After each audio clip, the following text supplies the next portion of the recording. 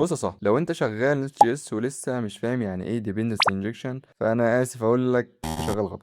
وده مش هزار، ده زي واحد سايق عربيه ومش فاهم البنزين بيعمل ايه اصلا. بص خلينا نتخيل سيناريو بسيط. انت دلوقتي عندك سيرفيس كده اسمه مثلا يوزر سيرفيس، عباره عن كلاس يوزر سيرفيس وجواه فانكشن بتجيت اول يوزر، بتريترن مين؟ بتريترن احمد ومحمد. فهتيجي انت طبعا عشان تروح تعمل الكنترولر، فانت هتروح تعمل الكنترولر بتقول له ايه؟ كونست يوزر سيرفيس بيساوي نيو يوزر سيرفيس. فانت كده الله ينور عليك، انت كده رجعت العصر الجاهليه البرمجيه. طب ده ليه غلط؟ طيب خلينا ابسطها لك بمثال من الحياه. تخيل انك كل مره عايز تشرب قهوه لازم تروح تزرع البن، بعد كده تحمصه، وبعد كده تعمل الماكينه. طب ما تروح لكافيه وخلاص يا عم. هنا بقى بيجي دور نست جي اس الحقيقي ويقول لك سيبها عليا انا يا نجم، انا هندلها لك. انا هجيب لك السيرفيس جاهزه واعمل لك انجكت في المكان اللي انت عايزه. فالكود بقى يبقى عامل ازاي؟ نفس الكلاس القديم بتاع السيرفيس، هتحط بس فوقه ديكوريتور اسمه انجكتابل، فدوت بيعرف نست ان السيرفيس دوت محتاج يتعمل له انجكت. وبعد كده يا معلم بتيجي بقى في الكلاس بتاع الكنترولر وتقول له كونستراكتور برايفت اليوزر سيرفيس دوت بيساوي السيرفيس بتاعتك